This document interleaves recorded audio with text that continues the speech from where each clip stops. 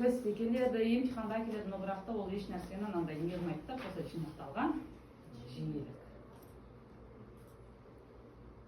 Еш нәрсені шешіп те қоймайды.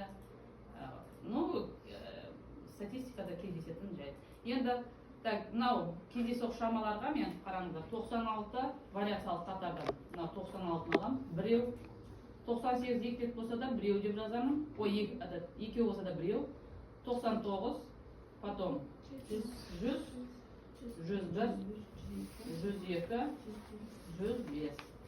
Так, енді EMI деген кездесу жүйелігі 96-на жерде қанша рет кездесіп тұр? 2 рет.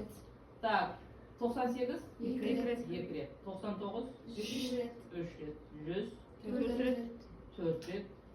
101? 2 рет. Так. 2 рет. 2 рет. 3 рет.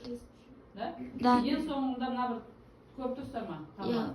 Бұл авто қосынды деген, бұл статистикада көп О, төбеде. Қосу деген таңбаны, қосындысы деген таңбаны білдіреді. Иден энге деген. Сондықтан осы таңбаны бассаңыздар, жалпы таңдама көлемінің несі шығу керек?